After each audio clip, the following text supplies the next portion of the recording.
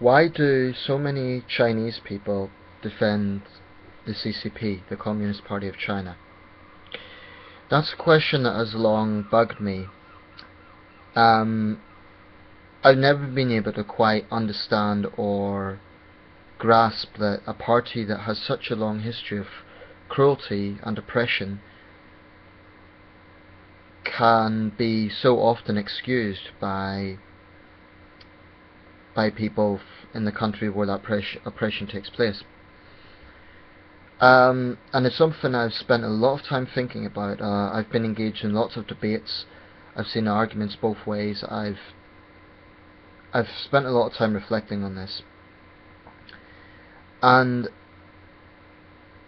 I've come to several sort of principal outlooks.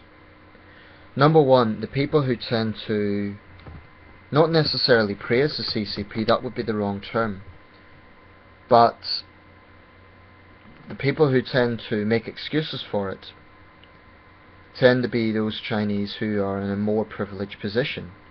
Now, I want to be careful how I say this. This does not mean the super rich. I'm not talking about tycoons and so on. I'm talking about ordinary people who happen to be in better positions. In other words, China's growing middle class. One big phenomenon in recent decades has been a success story, and that is that many Chinese have been lifted out of poverty. Whatever way you look at it, it's indisputable that that is a success story. Millions of Chinese have seen their lifestyle gradually improving. That is something that those of us in the West who are critical of the CCP need to acknowledge.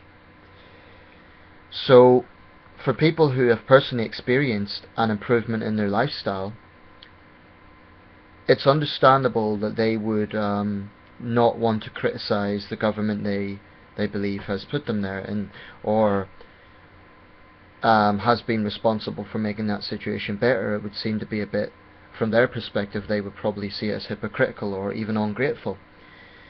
And I do understand that, because there are areas that, as much as I hate to say it, the CCP probably does deserve credit. And a point I always make in these videos is that trying to govern a country as big as China will be a challenge for anyone. If China was a democratic country, it would still be a huge challenge for whoever is governing it. Nevertheless, I cannot help but feel a lot of frustration that there is such little objectivity. One thing has to be said: it's not like the 1960s where people are brainwashed ants who just follow a personality cult in Chairman Mao.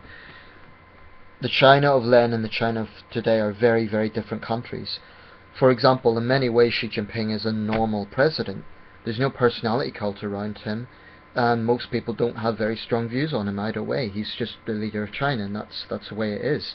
But there's definitely no personality cults around any particular Communist Party leader right now. The closest example we can get in modern times is Bo Xilai, and he was deposed, which maybe was a good thing actually, because Bo Xilai could have ended up as another Mao. A country as big as China is always a bit of a... It always is something that's very hard to understand. But like I said, I've really grasped to understand this mentality that a party that has had so much blood on its hands and been responsible for such oppression, that so many people in China could just ignore that. And almost everywhere else in the world, such a dictatorship would be, or at least an authoritarian system, would be met with huge protests. Even in dictatorships, I mean, look at the Arab Spring countries. But one issue is that in terms of lifestyle, I'm not talking about civic freedom, but in terms of lifestyle, for many Chinese, things have improved. What's basically happened in China is that economically the country has went forward. Socially and politically it's stagnated. It's barely changed. I do believe that under Xi Jinping some things will change, but it's a very slow pace. I think we need to look at some factors though. Number one, regardless of what achievements the CCP has, and regardless of what things they can be commended for, it remains an indisputable fact that they have absolute control of the Chinese media. So there's pretty much no objectivity in China. I mean, people will turn around and say, well, China has over 600 million internet users. That's true. But nevertheless, the internet is still tightly controlled. So people, basically, there's a situation now where young Chinese can talk and discuss a wide range of subjects. So let's be clear, this isn't North Korea. It's a very different, and when I've debated friends, we've often agreed on that point. China is not North Korea. But nevertheless, the fact remains that one political party has absolute control over pretty much everything. So when you have that situation, then how can anyone having an opposing view have any level playing field? They can't. So when I've been in debates about issues like human rights in China or contentious events in history such as Tiananmen Square, most of the Chinese I debate with, and they tend to be overseas students, basically endorse the CCP propaganda. And it almost always changes, the subject almost always changes to, well, look at the West, look at America. They always try to change the subject. So there is a massive amount of reluctance to address some of these issues. Or at least when they are addressed, it's basically people just go down the CCP line. Now, I suspect part of it is because these people want peaceful lives. It's understandable. They want peaceful lives. They don't want to get involved in something that they can't change. I mean, in all honesty, it is unreasonable to expect a young Chinese student to be outspoken in a country where it's very difficult to do that. So in the West, those of us who have strong opinions on this need to maybe understand that the position they are in, and I think sometimes they basically take the choice that it is just easier to go along with the party line. I honestly believe that. And maybe if we were in their position, we would do exactly the same thing. You know, when I've been in debates, people have told me they don't understand the behaviour of Chinese dissidents. They even go as far as to call them traitors to China. But I think part of the reason is because they have grown up associating criticism with the CCP as being the same as anti-China. So if a Westerner or a Chinese person criticises the CCP, the Chinese person will be seen as a traitor, and the Westerner will be accused of interfering or not knowing what they're talking about. So there's definitely a nationalistic element to this, and that is sad. It's unfortunate to see that. It's a very, very big problem, this lack of objectivity. I was going to say lack of honesty.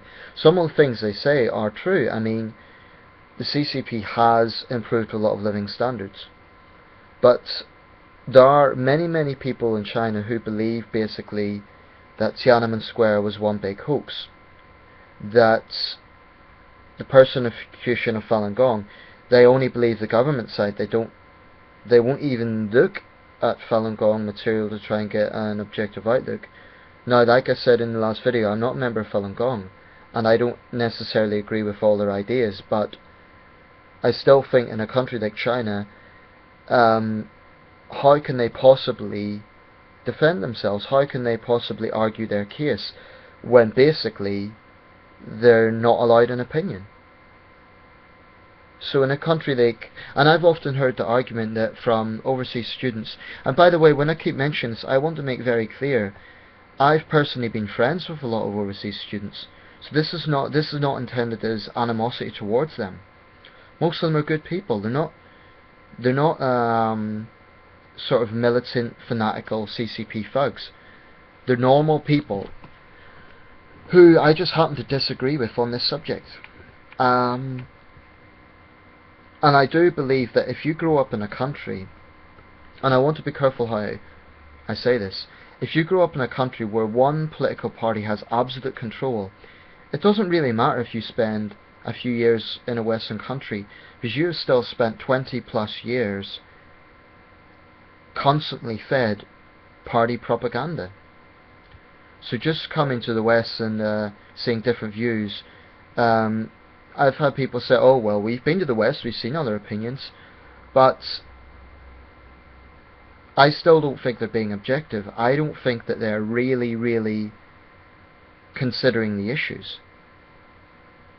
And I still think that far too many people are far too quick to defend and make excuses for the CCP. I mean, what I often hear is, it's not a case that they will worship the CCP, but often they'll be like, oh yeah, the CCP made mistakes. Mistakes. This is a term that is very often used. As if 64 years of lies, propaganda, brainwashing, torture, purges, the list goes on, it's a small thing. It's a mistake. And that's something I can never, I can't rationalize that. So in all honesty, sometimes I cannot understand how some Chinese people think.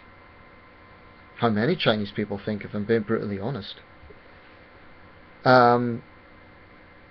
People will say Westerners and Easterners think differently. That, well, it may well be true. But there's other Asian countries where there are people who work tirelessly for human rights and which actually have had democratic transitions. South Korea is an example. Indonesia, whilst not perfect, is another example. So there's countries that, so the idea that human rights and democracy is a Western idea is it's a bit of a cliche, really. It's true that democracy began in the West, in ancient Greece, but the idea that it's some sort of Western conspiracy, and this is something else that bothers me. Whenever a foreigner says anything about China, almost always they are met with nationalistic rebuttals of, oh well, you're anti-China, or it's biased Western media, this sort of thing. It seems to me that very few Chinese people are willing to look a bit deeper and actually consider these issues. Now, I'm not saying they're stupid. I'm not saying that for a second. I think partly, like I say, it's a risk factor, because it is a lot easier for a Westerner to say it, because we don't have to live under that system. That's one factor. It's too much of a hassle for them to do that. The other factor is they personally haven't been that badly impacted by it. So if they haven't personally been persecuted, then they're not going to lose sleep over it. In other words, there is, I'm sorry to say it, but there is a lack of sensitivity, a lack of compassion towards their fellow Chinese citizens who are suffering. I'm talking about dissidents. I'm talking about people who find themselves on the wrong side of the party. Most Chinese tend to just go along the party line like, oh, they're people who are trying to disrupt society. And it's this obsession with harmonious society. Now, who doesn't want a peaceful society? Who doesn't want a stable society? But the problem is the party uses that as an excuse for everything. And in my opinion, people who defend the CCP have to answer the question, why is it they have such rigid censorship? If they're innocent, why do they censor anything that they don't want people to see? Why is that? And, you know, as much as I love China, I have to admit, it can be a very frustrating country to try and understand. What I mean by that is trying to deal with the sort of defensiveness and nationalism and basically dishonesty that is so prevalent in Chinese society can be a bit overwhelming. Hell, it's almost intimidating. Now, I want to make the point again, I am not for a second saying that Chinese people are brainwashed ants. There's a lot of intelligent people who, in many cases, don't believe everything the CCP says, and it's not a case that they never criticise the party. They will acknowledge that things like corruption and so on exist, but they still, on too many occasions, go out of their way to make excuses for the party. And that's something I just find hard to accept. Now, what, as a Westerner, do people think that I expect? I don't expect Chinese people to rise up in some big rebellion and overthrow the CCP. That's not what I expect. What I just would like to see, as an outsider, is more honesty and less excuses about what they do. So if you're Chinese, I'm not saying you need to criticize the CCP, but at least don't always make excuses for them. Because really, they are incredibly dishonest, and it's been proven time and time again. So that's all I want to say. It's just something I think that people need to reflect on. And this isn't a case of I'm trying to be arrogant and say I know everything. Of course I don't. But a lot of this, you don't need to be a genius on the situation to work out. A lot of it is just common sense. And my amicable sort of thing that I would say to Chinese people is, the next time you hear a Westerner criticizing something about China, don't be so nationalistic, don't be so defensive, because the chances are, I know sometimes there are xenophobic comments against China which are basically just hateful, but a lot of the time people say things about the party and you perceive that to be anti-China. It's not the same thing. It's really, really not. So please try and understand that.